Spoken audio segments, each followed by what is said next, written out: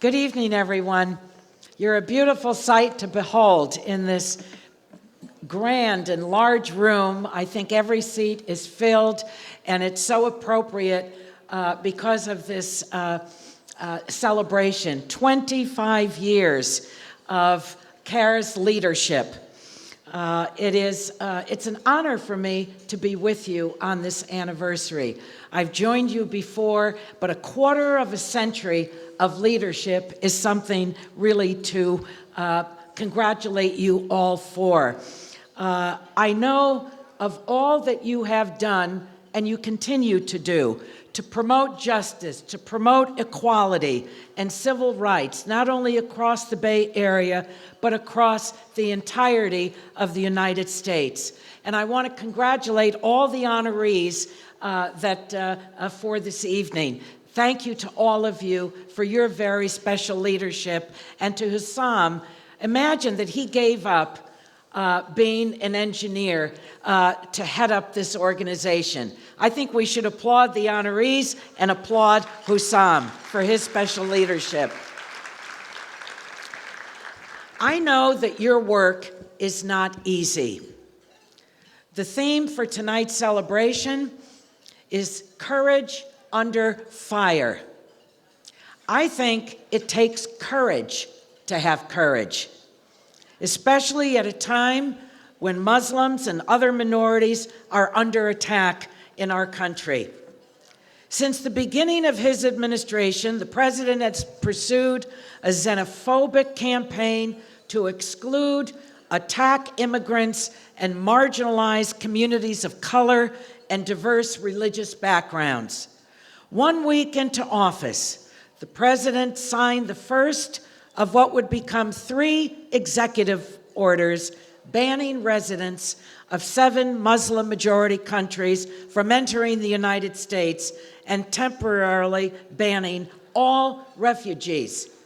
Imagine that, banning all refugees, when the United States of America has always been the country that has welcomed those that are fleeing persecution and looking for hope and light in their lives.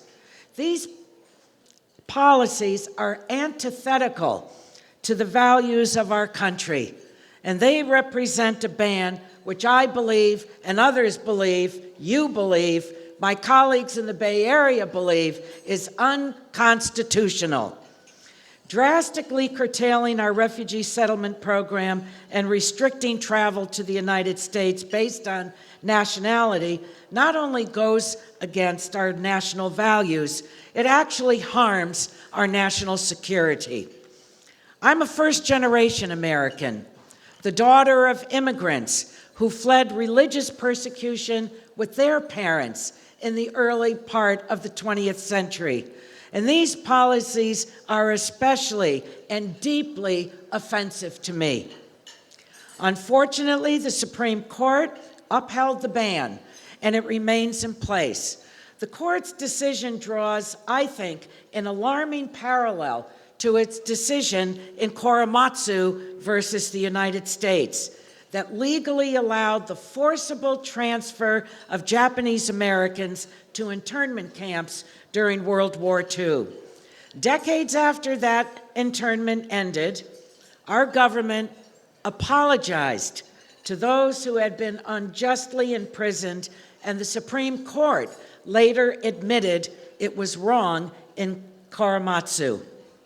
My hope is that a future new president and a Supreme Court will have the same courage to admit that the Muslim ban was wrong. Every time, yes, that's where our hope lies. Every time the president has issued a version of his travel ban, together with my Bay Area colleagues, and they are represented here tonight, Congresswoman Zoe Lofgren, Congressman Ro Khanna, and the rest of the Bay Area delegation, we're proud to have co-sponsored every bill to overturn this cruel, wrong policy.